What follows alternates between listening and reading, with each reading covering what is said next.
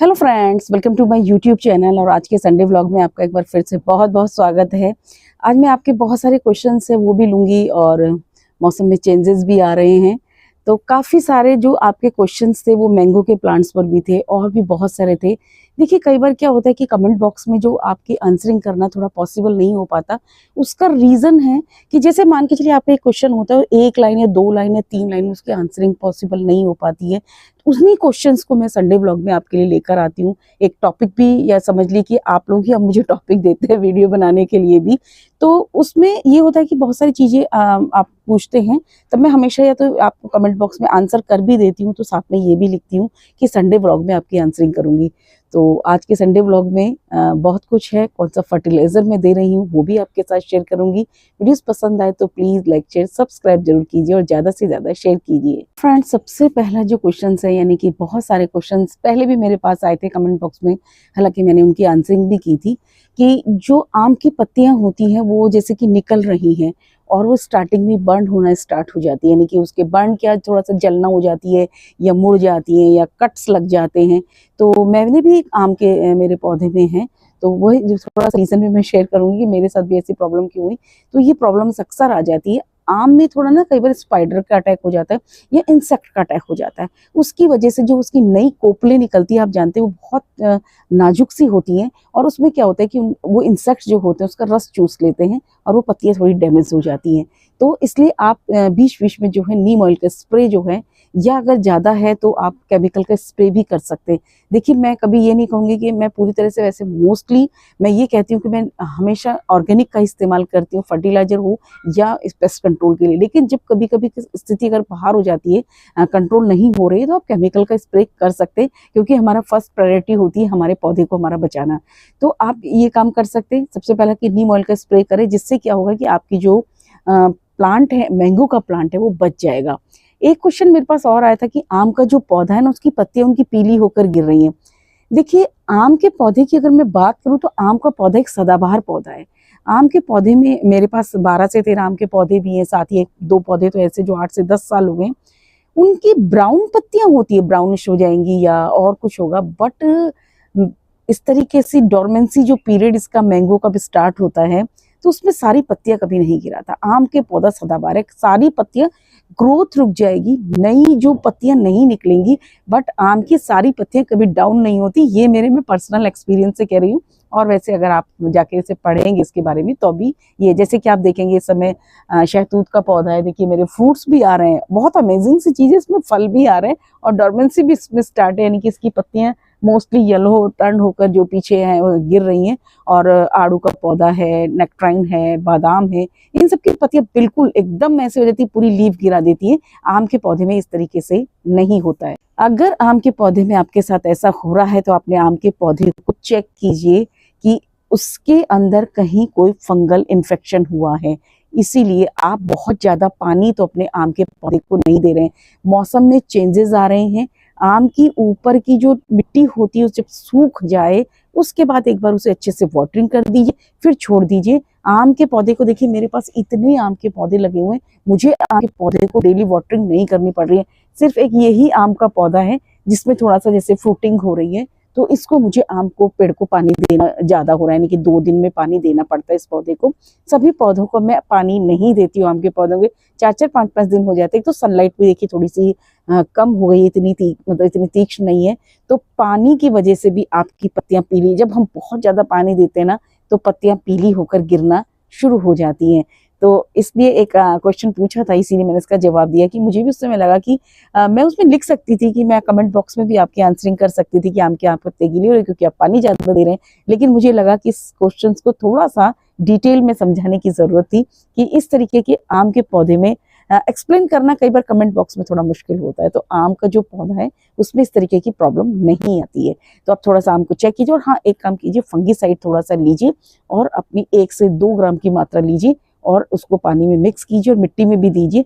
हो सकता है कि फंगल इन्फेक्शन की वजह, आम के पौधे में अक्सर फंगस की इन्फेक्शन भी आती है, जिसकी वजह से उसका पौधा खराब होता है। तो आप थोड़ा सा फंगीसाइड लीजिए और अपने डाल दीजिए पानी के उसमें। हाँ हाँ, पानी बार बार मत दीजिए, यानी कि मिट्टी आपको ऐसा लगा हाँ बिल्कुल सूख गई है, ड्राई हो गया और फ्रूट्स आ रहे हैं, तब पानी। अगर मान के लिए आम में जैसे कि जनरली तो आम के पौधों में अब फ्रूटिंग होती नहीं है, बट जैसे कि हमारे पास आजकल कैटिमोन है या बारामासी आम की वैरायटी है, उनमें अगर फ्रूट्स आ रहे हैं तो पानी देना बिल्कुल नहीं भूलना है, पानी का ध्यान रखना है। फ्रेंड्स, दूसरा क्वेश्चन था कि पूछा था कि मेरे फल समय से पहले ही पक रहे हैं।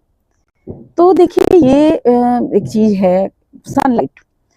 अगर सनलाइट ज्यादा है, मान के चलिए जैसे अभी मैंने आपके साथ अपना, देखिए शोर हो रहा है थोड़ा सा, इग्नोर ही करना, कि बारामासी जो सॉरी मेरे जो दशहरी आम का प्लांट था, मैंने अभी मेरे इस बार बहुत ज्यादा, सभी के यहाँ गर्मी बहुत ज्यादा पड़ी थी, तो दशहरी आम जो प्रॉपर साइज लेता है मेरे यहाँ पर, लेकिन इस बार क्या हुआ, इतने ही साइज के पककर रेडी हो गए।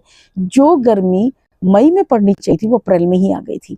तो प्लांट जब फ्रूट्स जब इतने जैसे इतने बड़े होंगे, और अक्सर आप देखेंगे कि जो हमारे जो भी फ्रूट्स होते हैं जब पककर तैयार होते हैं, उनके साथ क्या होता है कि वो जैसे ही उनको प्रॉपर सनलाइट जैसे मिलती है, बिना सनलाइट की जल्दी से आप देखेंगे फ्रूट्स तो आपके तैयार नहीं होंगे पककर। जब उनको टाइमिंग आती है, जिस मंथ में उनको अच्छी प्रॉपर सनलाइट मिलती है, पकने बहुत जल्दी स्टार्ट हो जाते हैं। तो ये जब सनलाइट आपके प्लांट्स को ज्यादा अगर समय से पहले मिल गई है, तो आपके फ्रूट्स पककर तैयार हो जाएंगे। पहली बात ये, जैसे कि आपने टमाटर देखे होंगे, अभी आप लगाएंगे जनवरी फरवरी तक देखेंगे आपके टमाटर ऐसे ही रहेंगे, जल्दी से पकेंगे नहीं वो। और जैसे ही मार्च का महीना आएगा, इतनी तेजी से पकने स्टार्ट हो जाएंगे, बहुत तेजी से पकना स्टार्ट होते हैं, क्योंकि जनवरी फरवरी में उनको स्टार्टिंग के 15 फरवरी तक तो धूप मिलती नहीं है, उसके बाद इतनी सनलाइट आ जाती है, वो इतनी जल्दी जल्दी पकना स्टार्ट हो जाए। शुरू में आप सोचते हैं कि पता नहीं क्या कमी हो गई है, कौन सा फर्टिलाइजर हमने पौधे को नहीं दिया है जिससे ऐसा हो रहा है। तो ये एक मौसम पर निर्भर करता है और सनलाइट पर डिपेंड करता है। तो ये इसलिए घबराने की जरूरत नहीं है। आपने टमाटर के बारे में पूछा था, और हाँ, स्पीशीज पर भी फर्क पड़ता है कि आपने कौन सी स्पीशीज लगाई है। जैसे कि मेरे जो बारामासी आम की वैरायटी है, वो जो है ना समय से पहले नहीं पकती है। उसका फ्रूट पहले शुरू में मुझे लगा कि फ्रूट बहुत छोटा होता है, इतनी जल्दी पक गया है, कहीं ये खराब तो नहीं है, ऐसा नहीं है।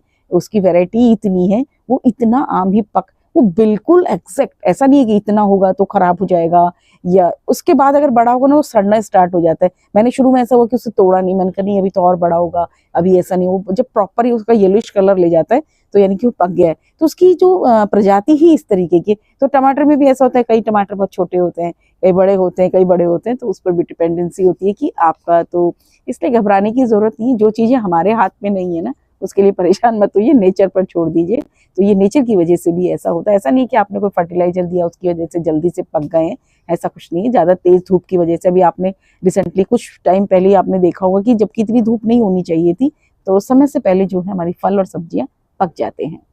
देखिए फ्रेंड्स, इस तरीके से जैसे जो नए नए शूट्स निकलते हैं ना, यहाँ पर क्या मकड़ियों का अटैक हो जाता है, तो इसलिए घबराइए नहीं। आप नीम ऑयल का जो है थोड़ा सा स्प्रे कर दीजिए, और अगर आपको लग रहा है कि ज़्यादा ही प्रॉब्लम आ रही है तो आप केमिकल कोई भी आता है पेस्ट कंट्रोल के लिए, उसका इस्तेमाल कर सकते हैं। और देखिए फ्रेंड्स, जैसा कि मैंने आप लोगों को बोला था, स्टैक मेरा बहुत अच्छे से बनकर तैयार हो गया है और कितना खूबसूरत लग रहा है। और एक चीज़ और आपको करनी होती है इस समय के, देखिए जैसे कि ये इसमें फ्लावर्स होते हैं जो खराब हो जाते हैं, उनको निकालना बहुत ज़रूरी है। अगर आप इन्हें नहीं निकालेंगे तो ये ज़्यादा डेवलप नहीं होंगे, यानी कि ग्रोथ बहुत अच्छी नहीं होगी।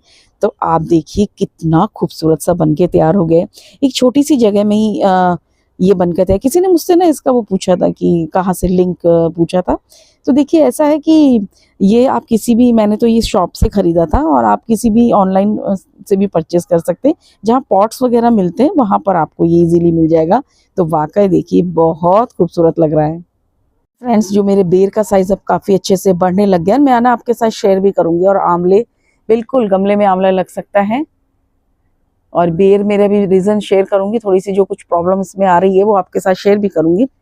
और देखिए फ्रेंड्स, मेरे अमरूद का जो साइज़ है ना, वो भी अब काफ़ी अच्छे से बढ़ गया है। और ये वाला जो आम है ना, थिनिंग करनी है मुझे इसमें, आम में भी काफ़ी सारे हालांकि कर दी थी मैंने। देखिए इस तरीके से एक जो ब्रांच एक है ना, उसमें आप एक ही लीजिए। जैसे कि यहाँ पर दो है ना, तो जो थोड़ा सा खराब है उसको हटा दीजिए। उससे क्या होता है कि नहीं, हेल्थ ज़्यादा अच्छी होगी, फ्रूट का साइज़ अच्छा होगा। जैसे कि यहाँ पर है, ये काफ़ी सारे हैं, इनको हटाना जरूरी है। हालांकि लगता है कि बहुत बुरा लगता है इस तरीके से हटाना, ये देखिए, ताकि सारी एनर्जी, क्योंकि बहुत ज़्यादा फ्रूट्स लगते हैं इसके अंदर, बहुत ही ज़्यादा। यहाँ पर 3 है, तो यहाँ पर भी इसको मैं हटा दूंगी।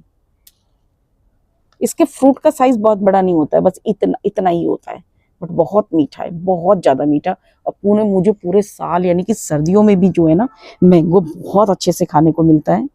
और फ्रेंड्स विंटर में ना मुझे वेजिटेबल्स बहुत अच्छे से मिल जाते हैं। हालांकि पालक पूरा हार्वेस्ट में कर चुकी हूँ। टमाटर ये हालांकि मुझे यहाँ नहीं रखना था, मैंने सैपलिंग ही तैयार की थी, और बट यहीं पर ये काफ़ी बड़े हो गए। और हमारी सेम की फली काफ़ी, यहाँ से भी देखिए सब्जियाँ ना मेरी हार्वेस्ट हो जाती हैं जितनी ज़रूरत होती है। और देखिए थोड़ा सा मुझे इन पर केमिकल का स्प्रे करना पड़ा था, जैसे कि मैंने शेयर किया कि कई बार बहुत प्रॉब्लम हो जाती है। बैंगन वगैरह सबकी हार्वेस्टिंग हो गई है, बट ये देखिए अभी भी सब्जियां लगी हुई हैं। स्पेशली मैं आपको जैसे कि अपने आम के पौधे दिखाती हूँ। और कई बार क्या होता है, जैसे अभी मेरे इस प्लांट में नहीं है, मैंने फर्टिलाइजर दे दिया था।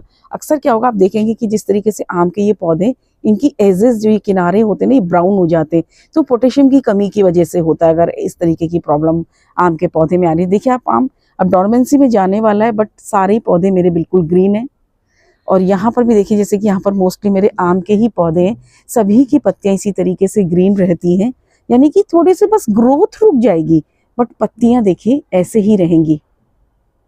तो इसलिए पीली होकर गिर रही हैं, जैसे कि ये क्वेश्चन मुझसे पूछा गया था, तो उसका बस यही कारण है कि पानी की उसमें अधिकता हो सकती है। देखिए जैसे कि मेरे इस आम के पौधे में इतना मॉइस्चर है, तो मैं इसे पानी बिल्कुल भी नहीं दूंगी। ये देखिए, इन्हें जरूरत नहीं है पानी की। हाँ, जिनमें अगर फल आ रहे हैं तो वहां पर, जैसे कि इसमें फ्रूट्स आ रहे हैं, बट इसमें भी अभी मॉइस्चर है, तो जैसे ही लगता है कि इसको पानी की कमी नहीं होनी चाहिए जिसमें आपके फल लगे हुए हों। एक चीज और है, जामुन जैसे पौधे में क्या होता है, अक्सर जो इस तरीके की ये ग्राफ्टिंग एरिया से नीचे ब्रांचेस बहुत ज्यादा निकलती है, तो उन्हें बीच बीच में आप जो है रिमूव करते रहें। और ये मैंने जामुन के पौधे पर हमेशा देखी है। मेरे पास एक और जामुन का पौधा है, उसमें भी इस तरीके की प्रॉब्लम है। और देखिए यहाँ पर फिर उसकी नई ग्रोथ ऊपर नहीं हो पाती है। ये देखिए, ये मेरा थाई जामुन की जो वैरायटी है वो है। और फ्रेंड्स आज जो फर्टिलाइजर मैं अपने प्लांट्स को दे रही हूँ, यानी कि फॉलिज स्प्रे मैं इसका करूंगी, फर्टिलाइजर से समझ लीजिए जो भी है। ये मेरा सीवीड है, लिक्विड है मेरे पास ये। इसमें आप सॉलिड भी है आपके पास, जैसे कि हम सॉइल जब प्रिपेयर करते हैं तो उसका इस्तेमाल करते हैं, तो ये वाला भी आप मैं इसको दे रही हूँ पानी में, क्योंकि ना फंगिसाइड का भी काम करता है, ये आपके फर्टिलाइजर का भी काम करता है, तो ये आपके पेस्ट कंट्रोल का भी काम करता है। तो और ना तो ये मतलब इस समय भी आप इसको पूरे साल कभी भी इस फर्टिलाइजर का इस्तेमाल कर सकते हैं, तो ये काफी बेस्ट फर्टिलाइजर है। आप 1 लीटर में पानी में 1 टेबल स्पून जो होती है उसको आप लीजिए और इसका स्प्रे कीजिए। बहुत बेस्ट है, पूरी तरह से ऑर्गेनिक है। जो भी पोषक तत्वों की कमी, जैसे कि ना आपके चीकू में फ्रूट्स नहीं आते हैं, फल नहीं बन रहे हैं, तो उनको लाने के लिए बहुत ही अच्छा मेथड है, तो इसका इस्तेमाल आप जरूर करें और काफी बेस्ट रिजल्ट भी मिलेंगे। तो मैं तो अपनी गार्डनिंग में सॉइल में जब जैसे कि मुझे सॉइल प्रिपेयर करती हूँ, तब तो मैं हमेशा इसको डालती हूँ। प्लांट्स को फुटिंग पर लाने के लिए मैं इसका इस्तेमाल करती हूँ। इसका इस्तेमाल मैं अपनी गार्डनिंग में बहुत करती हूँ। तो आप भी देखिए, कोई जरूरी नहीं कि आप लिक्विड वाला, थोड़ा सा कॉस्टली आता है, और सॉलिड ग्रेन्यूल्स लेंगे वो थोड़ा सा कम होता है। तो देखिए, ये आप कई बार जैसे कमेंट आता है कहाँ से खरीदे क्या करें, तो किसी भी फर्टिलाइजर शॉप पर आप जाइए। आजकल सारे फर्टिलाइजर शॉप वाले, पहले नहीं मिलता था, आपको आसानी के साथ में मिल जाएगा, क्योंकि जो हम लोगों को गार्डनिंग का इतना शौक हो गया ना, तो सभी शॉप वाले भी इसको अब रखते हैं, तो इसका इस्तेमाल करें। और देखिए फ्रेंड्स, इस तरीके से जो है मैं बकेट के अंदर इसको ये बना लेती हूँ ऐसे, और बस इसको भरिए कैन में, क्योंकि स्प्रे भी कर सकते हैं आप इसका, बट मैं देखिए इस तरीके से यूज करती हूँ क्योंकि बहुत टाइमिंग मुझे लग जाती है। और बस एक फॉलेज स्प्रे अपने प्लांट्स को कीजिए। फूल झड़ने की अगर भी आपको समस्या आ रही है कि आपके प्लांट्स में ना फूल गिरने की समस्या है, तो इस तरीके से आप एक कैन में भरिए, और मैं इस फर्टिलाइजर को अब अपने प्लांट्स को जो है देने वाली हूँ। और देखिए फ्रेंड्स, इस तरीके से बहुत सारे काम है, पूरे वीक हम जो गार्डनिंग करते हैं ना, हमेशा करते रहते हैं। और एक चीज और भी, अपने लिए कुछ जरूर उगा कर खाइए। देखिए मैंने इतनी सारी जो जैसे वेजिटेबल्स में विंटर में और समर में भी लगाती हूँ, जितनी मेरे लिए पॉसिबिलिटी होती है ना, मैं उसको लगाती हूँ। इसीलिए मैं आप लोगों से भी कह रही हूँ, चाहे छोटी बास्केट में लगाइए अपने लिए। इस समय तो देखिए लीफी वेजिटेबल्स, पालक है, मेथी है, इतनी आसानी के साथ लग जाती है ना। और थोड़ी थोड़ी सब्जियां भी है ना, हमारी गार्डन से जब हम लेकर जाते हैं, मिर्ची है, ये सारी चीजें इतनी अच्छी लगती है ना, बड़ी खुशी सी होती है। देखिए पैसे का मैं कहती हूँ कोई मोल नहीं है। कई लोग मुझे भी कहते हैं, मैडम ये तो बाजार में भी इतना सस्ता मिलता है, इतनी सस्ती हरी सब्जियां मिलती हैं, क्या लगाना इनको। बट एक बार आप लगा कर देखिए, और जब आप अपने से अपनी सब्जियों को उगाते हैं और उन्हें खाते हैं ना, तो उसकी अनुभूति ही अलग होती है। तो आप ज़रूर कुछ ज़्यादा नहीं तो थोड़ा कुछ अपने लिए उगाइए और फिर अपना एक्सपीरियंस मेरे साथ शेयर कीजिए कि कैसा लगता है। मेरे पास तो देखिए स्पेस कम है, वरना मेरा बस चले ना तो मैं बहुत कुछ लगा लूँ।